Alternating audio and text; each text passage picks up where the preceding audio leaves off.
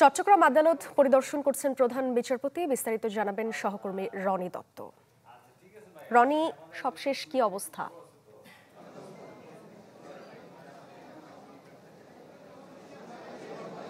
সাদিয়া, তিনি চট্টগ্রাম আদালতে আসলে প্রধান বিচারপতি ডক্টর সৈয়দ রেফাত আহমেদ তিনি এসছেন 9:30টার দিকে, এখানে এসছেন আদালত প্রাঙ্গণে।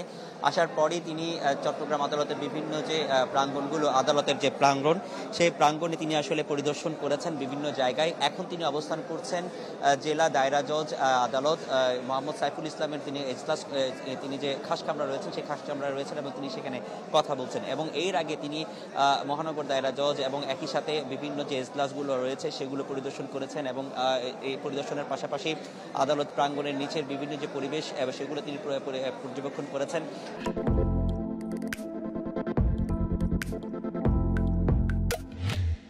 এবং এর পাশাপাশি তিনি আইনজীবীদের সাথেও তাৎক্ষণিকভাবে কথা বলেছেন।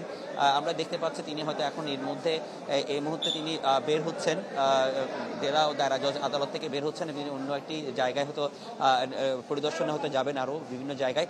এইমাত্র তিনি বেরিয়েছেন।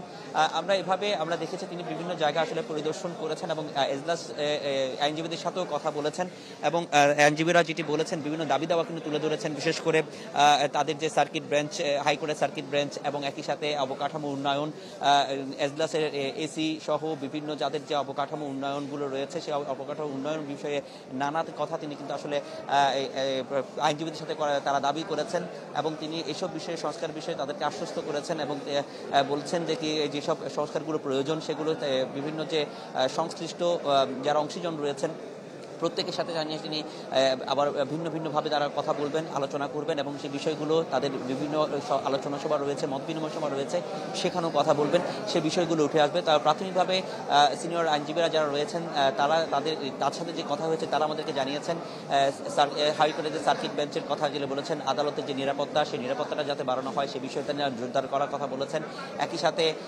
একই সাথে যে যারা আইনজীবীরা যারা আসছেন, যারা বিভিন্ন বিচারপ্রার্থীরা আসছেন তাদের যাতে মামলাগুলো দ্রুত নিষ্পত্তি করা হয় সেসব বিষয়গুলো আসলে নজর দেওয়ার কথা বলেছেন এবং একই সাথে কোর্ট বাড়ানো এবং এজলাস বাড়ানোর কথাও কিন্তু তারা দাবি তুলেছেন এবং সেই বিষয়গুলোতে আশ্বাস দিয়েছেন। তো সার্বিক এই পরিস্থিতিতে তিনি আরও বেশ কিছু জায়গা এলাকায় পরিদর্শন করবেন এবং সর্বশেষ তথ্যগুলো আমরা পরবর্তী জানাতে পারবো। তো এই ছিল এখানকার সবশেষ অবস্থা। সাদিয়া। রনি, ধন্যবাদ আপনাকে।